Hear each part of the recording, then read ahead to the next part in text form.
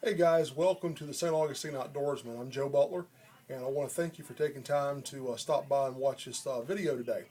Today I want to talk to you about something that's really important to me. These are some things that I learned from my grandparents.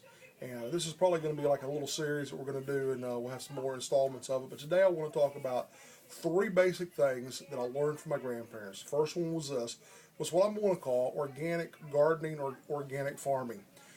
My grandfathers were farmers, and my grandfather on my dad's side was a sharecropper up in Georgia. My mom's dad was a farmer in South Georgia, and so they were very akin to the earth, being part of the earth and scraping out their living out of the earth. Back then, these guys didn't use pesticides, they didn't use chemicals. Everything was natural. And so, one of the things I learned from them was this. I didn't know my grandfather on my dad's side of the family. He was murdered in 1940.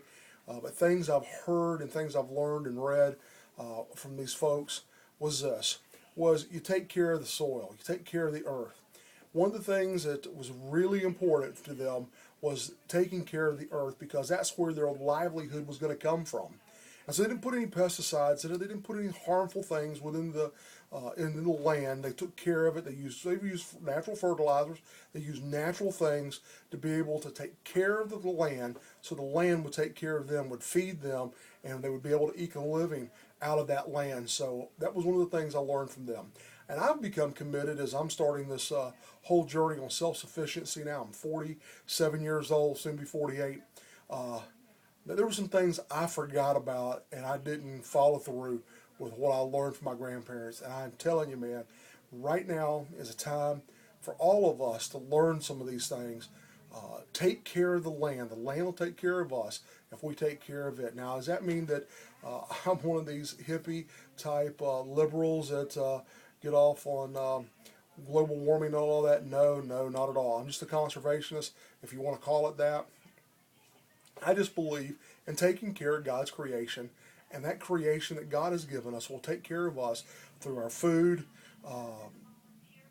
through the water, through what God has given to us. You see, we have pumped so many chemicals into our produce, so much chemicals into our animals that we sell and people go to the store and buy, that our kids are experiencing the changes of life and girls developing much sooner because of all the hormones and all the junk that's being put into the food system. Let's get back to some real natural things. And why don't you begin a real simple thing, start growing some of your own food. I'm not saying grow it all, but the beginning point is let's start growing some of our own food and getting some good food so it actually tastes good, it's taken care of, and you'll get a lot of satisfaction out of that. Number two is this, food preservation.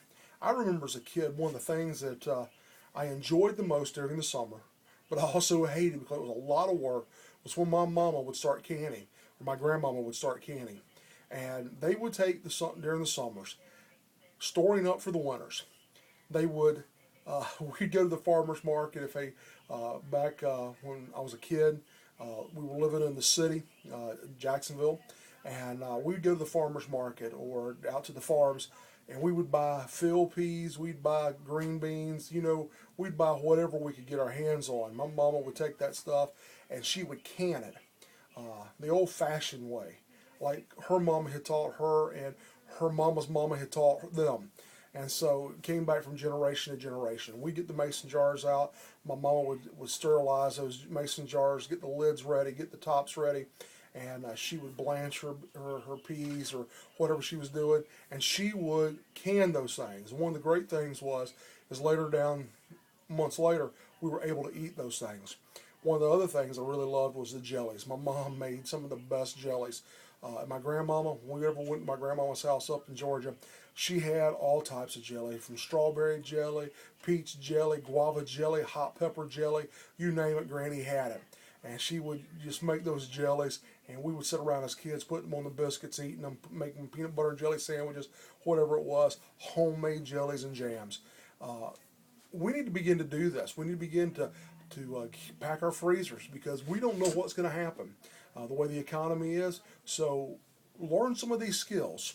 I want to encourage you to do that. Number 3 is this: is cooking from scratch. You know, my mama was a great cook, and one of the things that I learned from her, but from my grandmama, man, my grandmama could cook. Oh man, slap yourself upside the head with your tongue when you'd sit around at her table. She would cook from scratch. It wasn't any of the store-bought stuff. Wasn't any the stuff where it's got more preservatives in it and filler in it. This was natural stuff. Granny would come out from the farmer's market or straight off the farm, which when they were farming, and she'd bring that stuff in and she'd cook it from scratch. Her biscuits were from scratch. Everything was from scratch. It wasn't any of Granny taking a can and popping it and making biscuits. Everything was from scratch. And it saved a lot of money. It was a lot of work, but the food tasted so much better. It wasn't any of this pre-processed stuff and stuff you're getting out of a box, stuff you just throw it in a microwave. Today in our convenient society, our quick society, that's what we want. We want something quick, throw it in the microwave, get it, eat it, we're done, and then we can go on our merry way. But one of the things from cooking from scratch was, as we'd sit down at the table, so all the family sit down around the table, and we would have family time during that time of eating dinner. Dad would talk to us, his kids, my mom would talk to us. We'd tell them about what was going on, and there would be dialogue around the table. I can't remember a time that we didn't have a family dinner. Even when we were working as kids, we got old enough to get our own jobs. There would come times when we would all have time sitting around the table, even still, with the family, eating and fellowshipping together, talking to one another. But we cooked from scratch. So I want to encourage you.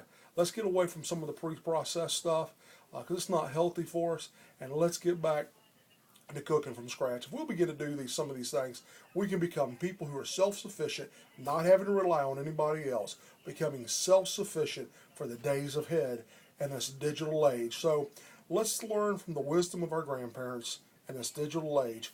Take care. We'll talk to you next time.